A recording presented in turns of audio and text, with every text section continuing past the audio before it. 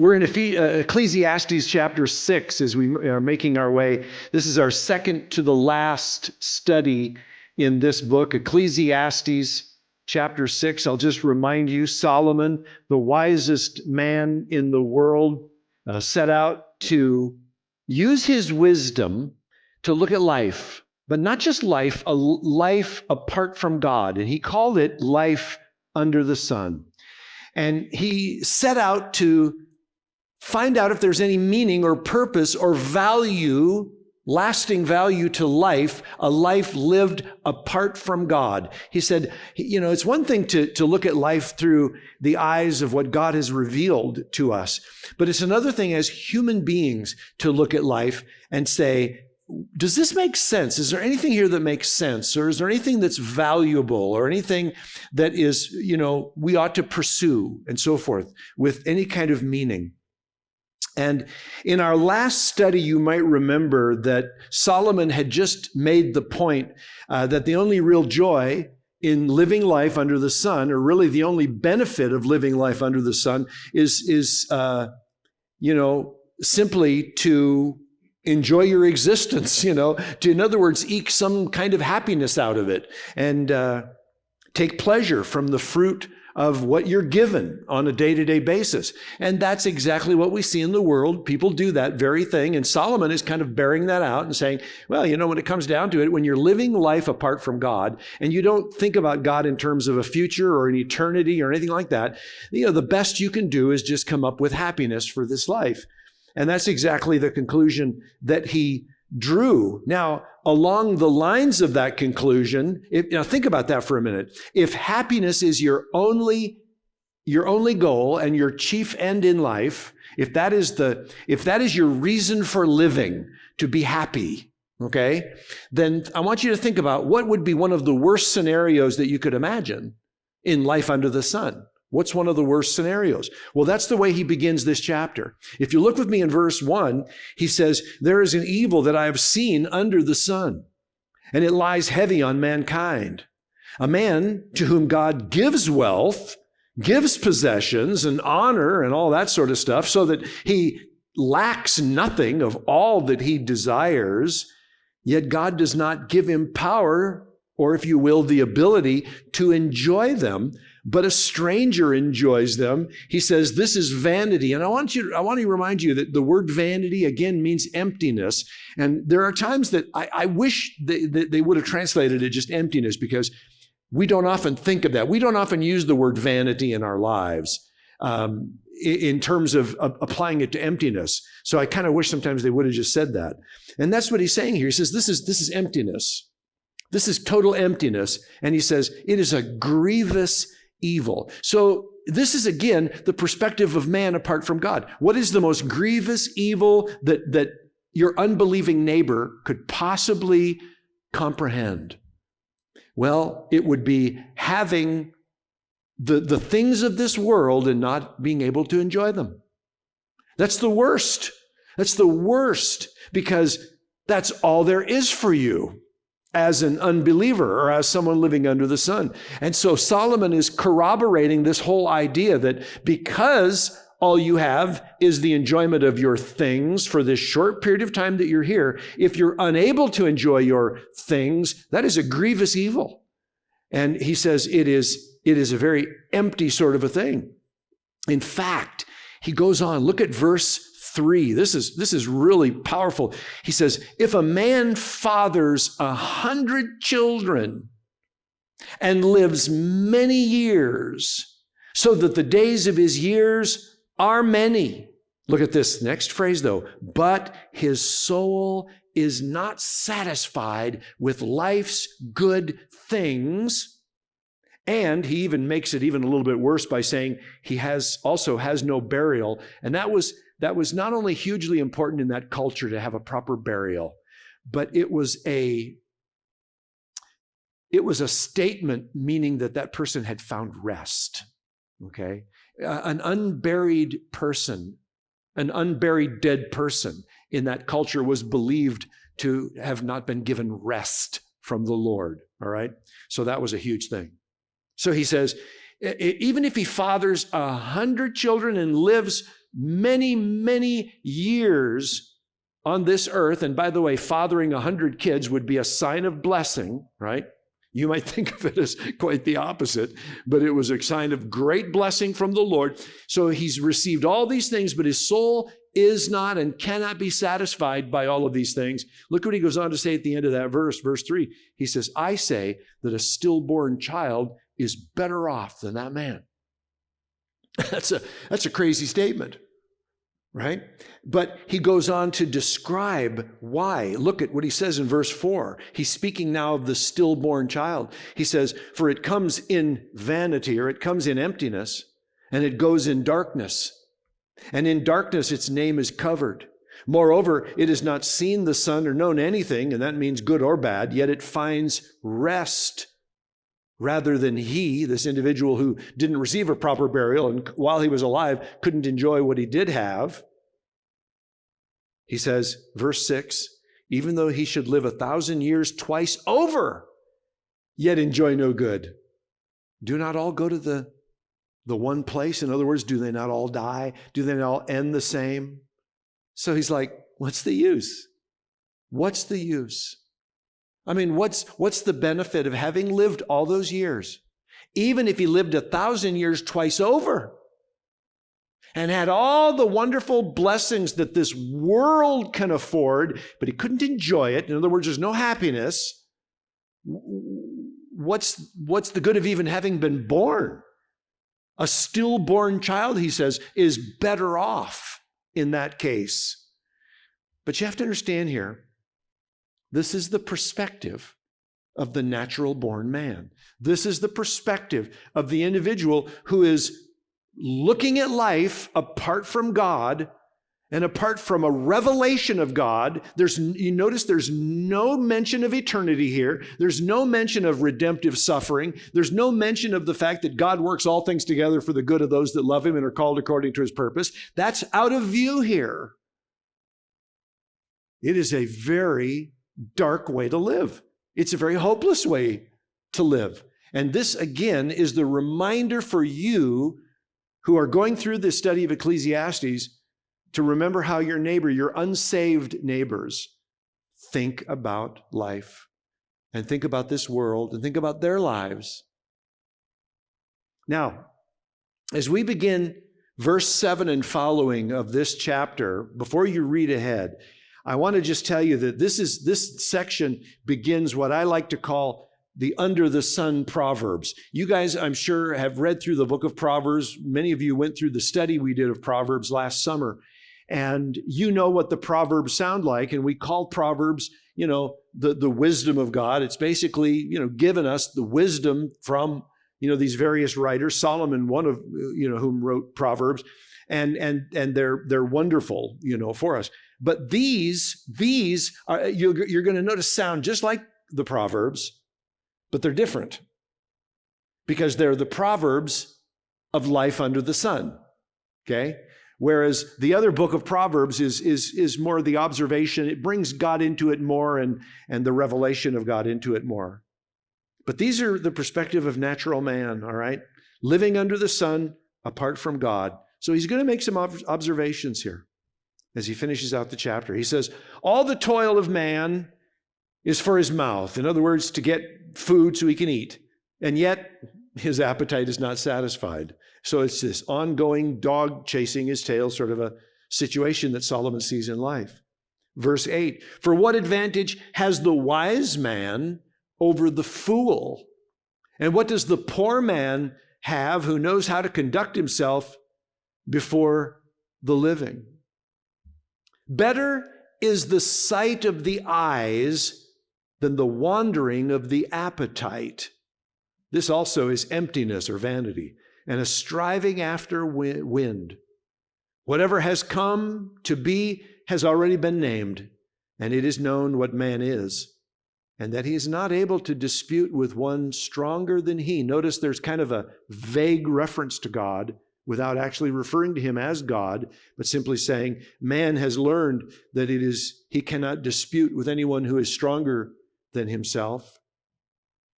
Verse 11, another observation, the more words, the more vanity, the more emptiness.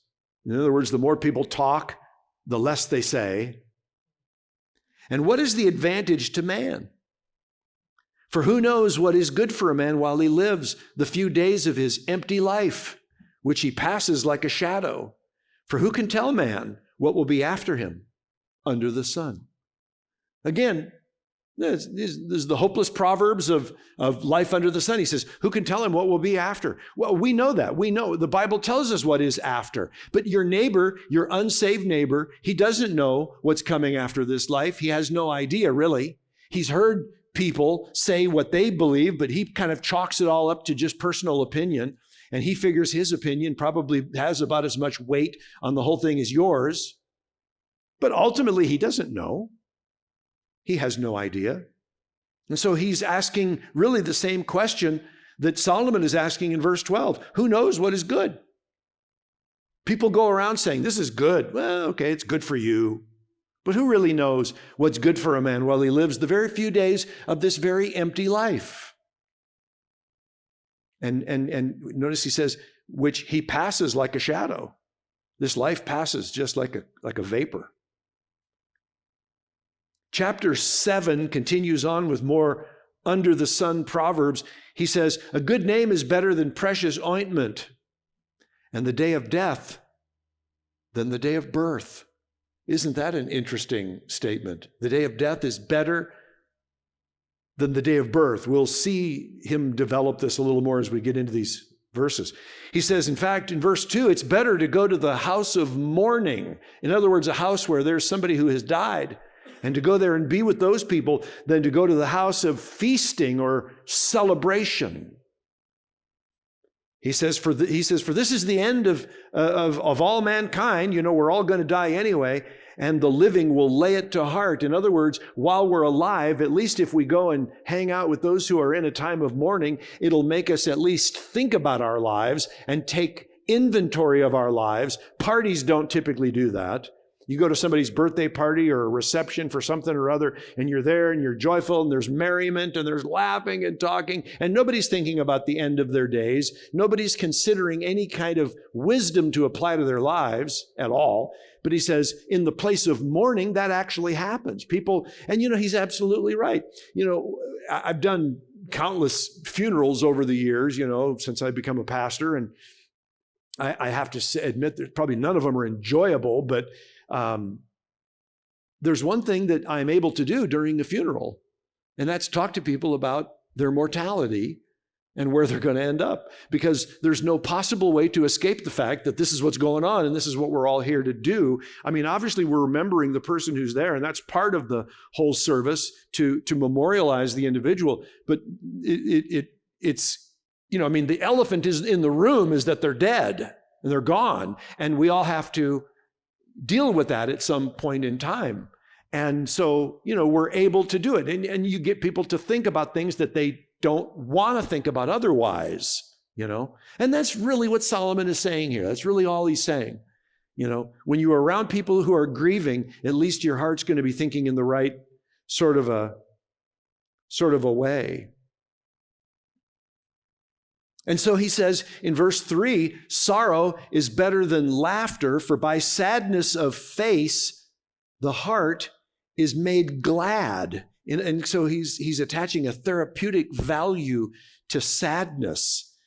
Solomon believed very much that sadness is better to give people a heart of wisdom than is merriment. Because in merriment, we tend to fritter away our time, right? When we're at a party and we're, you know, hey, you know, the whole period of time goes on, and we get to the end of it, and there really hasn't been any benefit from it as far as thinking about wise living and that sort of thing. And he says, but when you're in a time of sorrow, and have you not found this to be true? When you're in a time of sorrow, when you're in a time of difficulty, don't you find that you're closer to the Lord than when you're in a time of merriment? I do. In the times of my life when I have faced some very scary situations, and I've been forced, if you will, to draw close to the Lord, there's always been a benefit that I could come away from that situation and say, That was a terrible thing to go through, but it drew me closer to my Lord. At the end of that time, I spent better and more quality time with God than had I gone to a birthday party, or had I been celebrating some victory or some joyful experience or pleasure in this life, right? It just stands to kind of reason.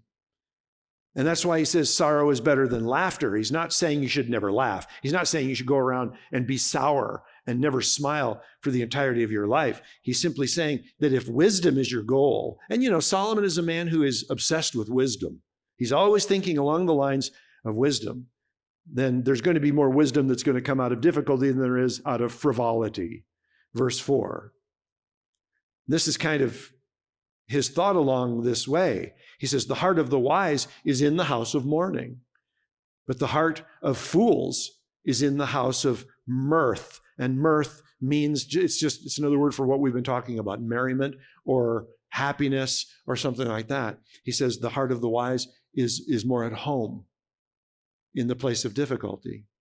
We gain a heart of understanding. And even more so through the Lord. He's not even taking the Lord into consideration here, really. Verse 5, he goes on and he says, it is better for a man to hear the rebuke of the wise than to hear the song of fools. We like to sing songs, happy, joyous songs, but frankly, it's more beneficial to hear the rebuke of a wise friend than a song of a foolish friend. And he goes on to say in verse 6, for as the crackling of thorns under a pot, so is the laughter of the fools, and this also is emptiness or vanity. Isn't that funny? Can you imagine? They used to take thorns and use them and burn them, and they'd use them for fuel to start a fire. And at some point in Solomon's life, he kind of listened to the crackling of those thorns, and he thought, it just sounds like the cackling of laughter. Of foolish laughter when people are making stupid jokes or stupid comments and just being ridiculous. I mean, they're having a good time, but there's no wisdom in it. It's just foolishness. Verse 7. Surely oppression drives the wise into madness, and a bribe corrupts the heart. What's he saying here in verse 7? Now, this is where Solomon kind of takes this is a little bit of a different direction. He's been talking about the wise and people who search after wisdom and how wisdom is better found in the house of mourning than in the house of merriment. But then he says, even though you may search for wisdom and find wisdom, it can still be easily corrupted. By turning to such a greedy end that you would actually oppress your neighbor. And the ability to oppress and to gain income, he says, will turn a wise man into a foolish man. And that's what that word madness really kind of means. It doesn't mean it'll turn him insane. It just means it'll turn him into a fool because he can be easily corrupted. And so he's going to be talking a little bit about the human heart here. And that's why he even says a bribe corrupts the heart. So even though you may find some modicum of wisdom, it's easily corrupted. And so he says in verse 8, better is the end of a thing than its beginning. And the patient in spirit is better than the proud in spirit. I think that's a fair statement.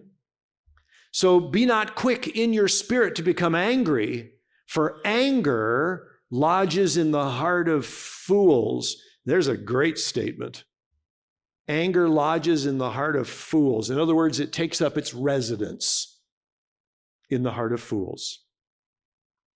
And so he says in verse 10, say not, why were the former days better than these? For it's not from wisdom that you ask this. I like that. You know what he's saying? It's foolish to live in the past and talk about the past like, oh, those were the days. Let me tell you.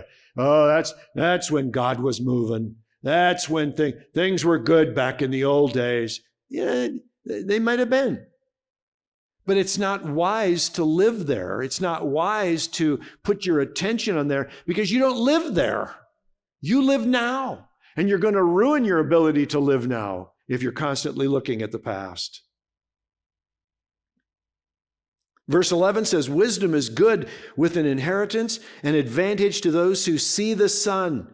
For the protection of wisdom is like the protection of money, and the advantage of knowledge is that wisdom preserves the life of him who has it. So it's a good thing to have wisdom. It preserves your life. That's, we read that in the regular book of Psalms. But then I always love, as we move on here to verse 13, I always love it when Solomon makes comments about God, because again, he's making them from the perspective of a man apart from God, cut off from God, if you will, and living under the sun. He says in verse 13, consider the work of God. Who can make straight what he has made crooked? Isn't that an interesting statement? At some point for the man living under the sun, he realizes that God is in heaven and he is living on the earth below, and there's nothing he can do to change what God has done. He comes to that conclusion eventually. And he's kind of like, and it becomes his attitude. It's like, well, God, he's God, I mean, if there's a God, then he's God. He can do what he wants to do. Nothing I can do about it. And so he starts to kind of take on that attitude. Bad things happen in his life. He says, well, that's God for you. Who can straighten out what he made crooked? If he makes it crooked, then it's crooked. And I can't straighten it out. Nothing I can do about it. What are you looking to me for? Am I God? Interesting. It's kind of what Jacob said to his wife when she came to him and said, I want to have a baby. Do you remember that? Rachel came to him. She saw her sister bearing children. Rachel came to Jacob. I want a baby. He said, am I God? Am I in the place of God that I can do anything about this? It's kind of that attitude of life, under the sun. It's interesting about this, Isaac had the same problem. His daddy, Jacob's dad, Isaac, had the same problem with his wife, Rebekah.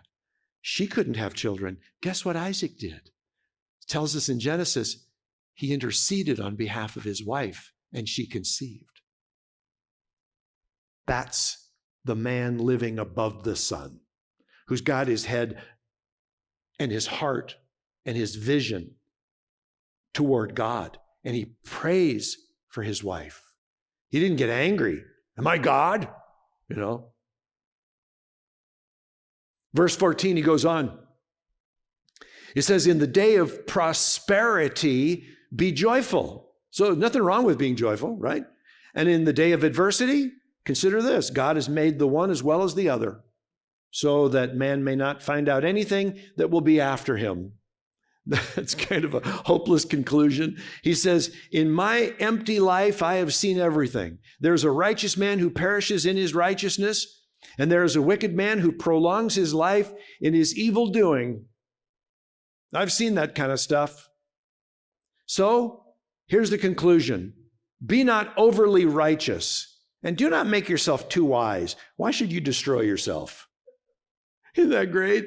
I love it. And don't you hear this sometimes from people in the world? Well, religion is okay, but you don't want to go and get radical on me, right? Now, don't do this. You don't have to go to church every week, for heaven's sake, and reading your Bible. If you pick the thing up once a year, that's enough. You don't want to go getting weird on us. And that's kind of the attitude of the man under the sun. Don't be over righteous, And then verse 17, be not overly wicked, neither be a fool. Why should you die before your time? Remember, these are not the proverbs you're going to put up on your refrigerator, okay? These are not the ones. This is not wisdom proverbs. These are foolish proverbs. This is life under the sun. This is the man who is cut off from God and is perceiving life apart from God. So be careful quoting these to people, I'm going to quote verse 17. It tells me not to be overly wicked, which means I guess I can be a little wicked. Verse 18. It is good that you should take hold of this, and from that withhold not your hand, for the one who fears God shall come out from both of them. Wow. Wisdom gives strength to the wise man more than 10 rulers who are in a city. And then he says, surely there is not a righteous man on earth who does good and never sins. That's true. But we, even man under the sun knows this.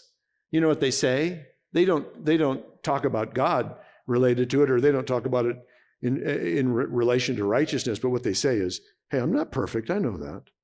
I'm not, nobody's perfect, right? And that's really all that Solomon is saying here.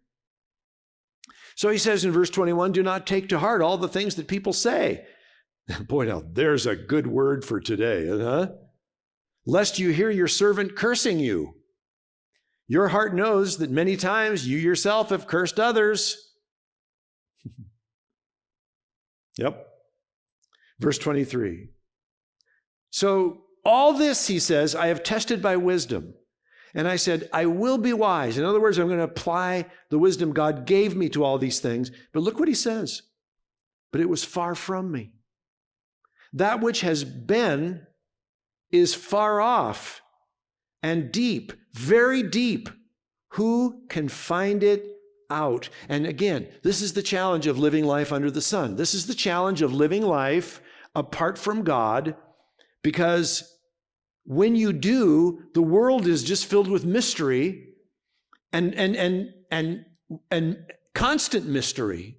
One mystery after another. You go from mystery to mystery. And there's only so much, that we do know about. And because we have so many unanswered questions, people do a lot of guessing. Have you ever noticed that?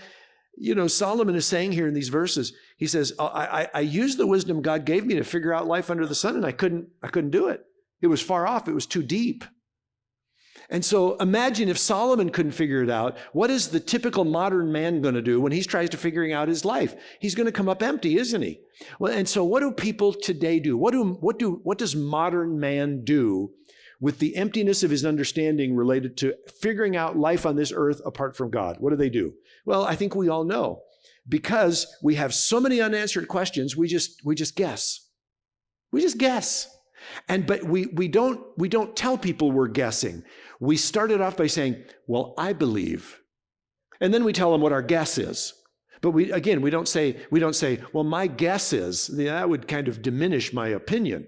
I say, well, I just believe, and you watch these hokey movies, where people die and somebody's out there crying, somebody comes to comfort him and they say, don't worry, your dad's looking down on you. How do they know that? How do they know that your dad is watching you from heaven? How do they know that? They don't. But they don't say, well, my guess is.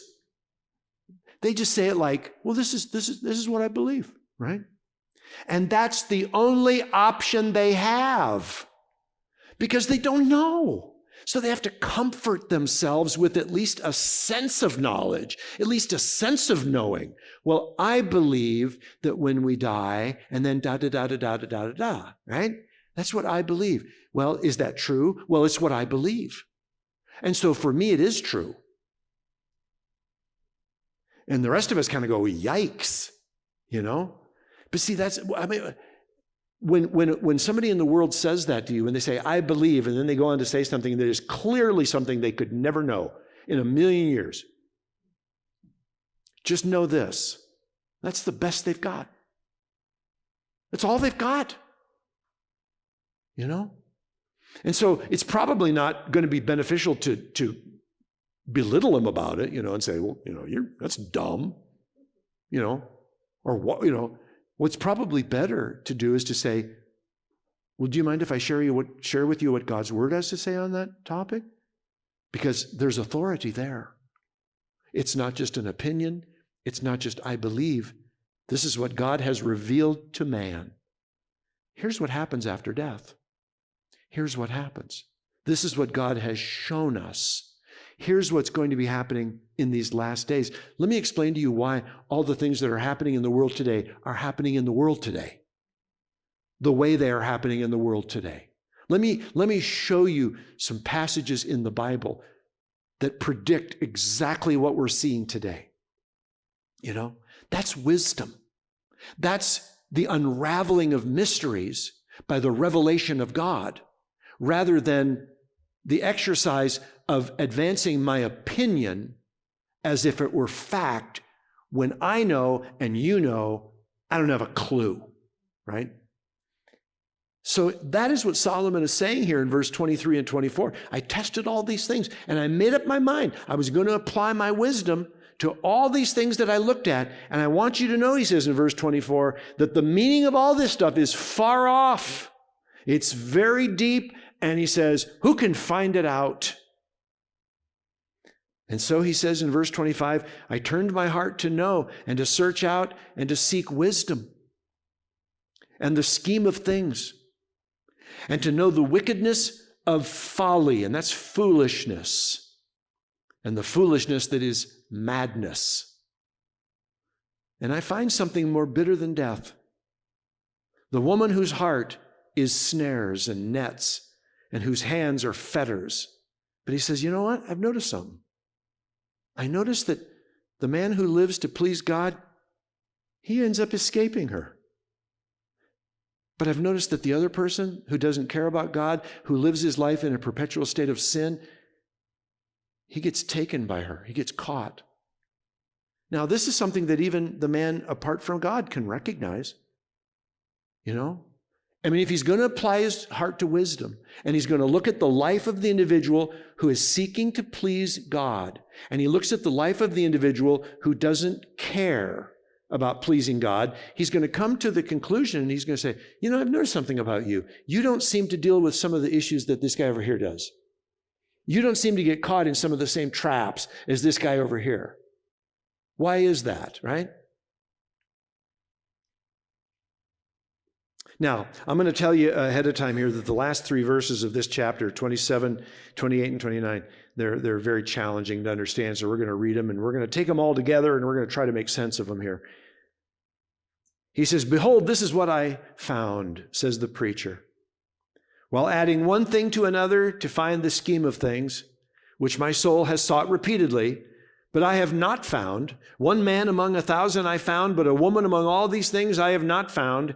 See, this alone I found, that God made man upright, but they have sought out many schemes. So these verses, when you take them all together, are an expression by Solomon of his disappointment with mankind. And for some reason, women are a little more disappointing to him than are men, but Solomon recognizes here, and he says in these verses, and I'm paraphrasing here, he's saying that man's heart has become corrupt, even though he was created good, if you will, or by God, his heart became corrupt, and now he is affected by sin, and it is almost impossible to find somebody in this world who isn't affected by the schemes of man. Ecclesiastes chapter 8. This will be the last chapter we'll look at tonight. He asks the question, who is like the wise? And who knows the interpretation of a thing? He says, a man's wisdom, makes his face shine and the hardness of his face is changed. I say, keep the king's command because of God's oath to him. Be not hasty to go from his presence. Do not take your stand in an evil cause, for he does whatever he pleases. For the word of the king is supreme, and who may say to him, what are you doing? We don't live under a monarchy like, they did in Solomon's day, but, the king was the final say on all matters. And so he's basically just saying, don't be hasty to walk out of his presence. And by the way, don't get involved in something that the king might judge you for, because if he decides to be harsh that day, who's going to stop him? Who's going to say, oh, that was a little harsh, Your Majesty? There's nobody that is going to intercede for you because, the king is the final word. That's all he's saying. Verse 5, whoever keeps a command will know no evil thing, and the wise heart will know the proper time and the just way. For there is a time and a way for everything, although man's trouble lies heavy on him. For he does not know what is to be. For who can tell him how it will be? Well, that's what God does, isn't it? God tells us how it will be. We've been given in the Word of God a revelation of how it will be. In fact, we have a whole book called Revelation, which tells us how it will be in the end times. We know that, but apart from God, you don't. And so That's why he's saying this from the perspective of life under the sun. Verse 8, no man has power to retain the Spirit. And when he means retain the Spirit, he's talking about retaining, when the spirit of man leaves the man, he's dead, okay? And that's what he's saying. No man has the power to retain his spirit. And that's why he repeats it by saying, or power over the day of death. There's no discharge from war, nor will wickedness deliver those who are given to it. These are things that will hold you, and you have no power over them. He says, all this I observed while applying my heart to all that is done under the sun, when man had power over man to his hurt. Then I saw the wicked buried. They used to go in and out of the holy place and were praised in the city where they'd done such things. This also is emptiness, it's vanity. Because the sentence against evil deed is not executed speedily, the heart of the children of man is fully set to do evil. Now there's an observation that's very interesting. He simply says when someone commits a crime and we don't immediately sentence them or punish them for what they've done, he said the heart of man is going to be quick to take advantage of that, and they're not going to learn from any kind of a lesson.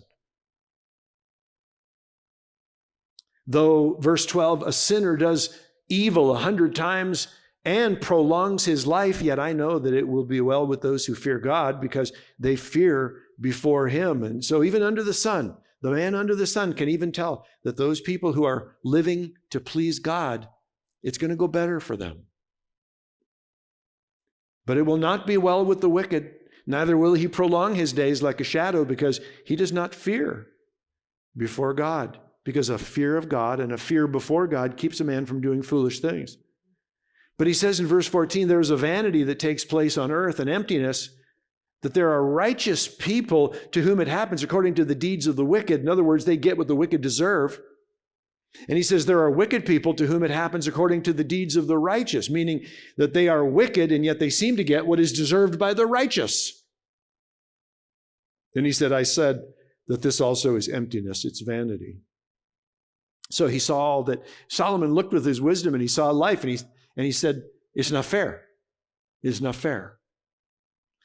Have you ever had your kids look up at you and say, that's not fair? I always use that as a teaching opportunity and just kind of look them back in the eye and say, who said life was fair? Did I ever tell you that? There's this inborn thing, inside of us. Nobody has to train us. Nobody has to tell us what's fair. We want fairness. We don't necessarily dish it out, but we want it ourselves. And when we don't get fairness, we're willing to call people on it, But Solomon is basically saying here in verse 15, verse 14, he's saying that, I looked at life and I saw the righteous man getting what the wicked man deserves, and I've seen the wicked man getting what the righteous man deserves, and it's not fair, and it grieves me. It's emptiness. Verse 15, he says, and I commend joy. And this is the repeat of what he said a few times here now in this book. I commend joy, for man has nothing better under the sun but to eat and drink and be joyful. For this will go with him in his toil through the days of his life that God has given him under the sun. He's saying it again. This is what the natural man says. There's nothing better than just to eat and drink and enjoy your life, because that's it. Because when it's over, it's over. You might as well enjoy it, right? Life apart from God. But he ends the chapter this way. He says, when I applied my heart to know wisdom and to see the business that is done on earth, how neither day nor night do one's eyes see sleep, then I saw all the work of God, that man cannot find out the work that is done under the sun. However much man may toil in seeking, he will not find it out. Even though a wise man claims to know, he cannot find it out. This is an interesting way to end the chapter, isn't it? Because Solomon is saying God and the works of God are unsearchable and therefore unknowable by man under the sun. Now, that doesn't negate the fact that the book of Romans tells us that God has revealed himself in nature, okay? In Romans chapter 1, Paul talks about the fact that even the very attributes of God are revealed through nature. In fact, the revelation is so clear that it says that man is without excuse for that revelation. But remember, that's a revelation. In other words, that's God saying, I'm here, right? What Solomon is saying here is that however much a man may try to understand God on his own, apart from the revelation of God. In other words, if God chooses to withdraw and withhold himself, there is nothing man can do to understand God. Does that make sense? If God doesn't reveal himself, that means there's no revelation. There's nothing. There is zilch. And he says, even though a wise man claims to know, and believe me, many people have, let me tell you about God. He says, he doesn't know, and he can't find out. Because even if he has all the wisdom in the world, he still can't know God, apart from God making himself knowable. Okay? Isn't that interesting? Everything, think about this, everything you and I know about God, I mean every single morsel of information, every understanding we have of God comes from God himself. It is not by our own searching. It is not through our own seeking or understanding or discovery. It is by God himself. And that is the point that Solomon is making. Now, I believe this is to be a true statement. But what we do with this statement is what's important. Because if Solomon is right, and I believe he is, when he says man can't know anything that God hasn't revealed, he can't, then that ought to change the way you and I look at humanistic philosophy, that tries to figure out life. And that's what philosophy basically does, tries to figure out life, tries to come up with, ideas and concepts of life that are going to help you and I figure out life. Man's ability to understand life, to know the business that is done on earth. And that's what Solomon says in verse 16. I applied my heart to know the business of what is done on earth, and I realized I can't. And so humanistic philosophy, which is to know the business of man on earth, is bankrupt. And that's what Solomon is saying. And so you and I ought to look at humanistic philosophies and we ought to say, what do they know? Right? What do they know? And it also applies, though, to man-made religious sort of institutions and religious discoveries and man-made religious traditions and all these other things that because we have zero insight into God, apart from him revealing himself, anything that we come up with that isn't in the Bible, where did it come from? Well, if it's not here, it came from here. It came from here, right? Man's intellect or his own heart. And that's not to say that every tradition man ever came up with is bad necessarily, or every institution or thought or process that he came up with is bad necessarily, but it could be potentially dangerous because we have the tendency as human beings to elevate what we've come up with and put it on the par of Scripture. Right? And we start doing things the way we think they ought to be done. It doesn't matter if it's in the Bible or not. And we've always been doing it that way. And so we decide that, this is what we do. This is what we do. It is our religious traditions that have grown out of years and years of activity and this and that. And it's the way we do things, but it has absolutely no reference necessarily to God's word. It's something we've added to God's word, okay? We have to be very careful of those things. We have to be very careful. And we have to be very careful about defending them. Every Christmas, I get nasty grams from literally around the world, people telling me that any kind of a celebration that we do of Christmas or the birth of Christ is pagan in nature, pagan in origin, and that we are wrong to do it. The thing that I have to be careful about doing is defending. necessarily our celebration of the birth of Christ through the Christmas holiday, because there's nothing biblical about that. It is true that Jesus was born, and there's absolutely nothing wrong with celebrating that. Absolutely nothing wrong with it. But there's nothing right about celebrating it on December 25th, right? We ought to be celebrating it every day. Not to say that you have to go out and buy a present for your family every day. I mean, you'd be broke. But the point is, there's nothing that's unique or holy about December 25th. Nothing whatsoever. But people get hung up on that. If you celebrate the birth of Jesus on December 25th, you're a pagan, and it's sinful, and all these things. So I always ask them, so if I do it on the 24th, I'm okay? How about if I pick October 15th? How about June 2nd? Am I okay on that day? Well, let me think. We got to find out if there was ever a pagan celebration on that day. Because if there was, then you're a pagan, by association. And it doesn't make any sense. It's a ridiculous argument, but I got to be careful not to join into a ridiculous argument.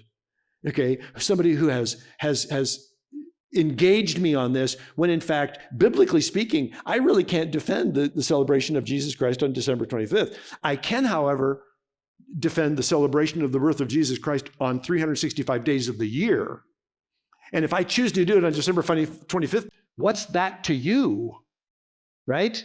What's that to you? Why do you care? Right? Anyway, it's interesting, isn't it? But we do have to be careful, Why do you do this? Why do you do that? Well, if it's not in the Word, it's like, you know what?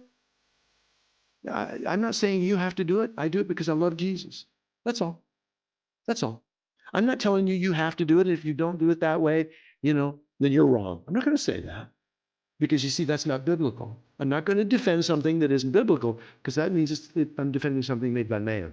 I'm not going to do that. That's an exercise in futility.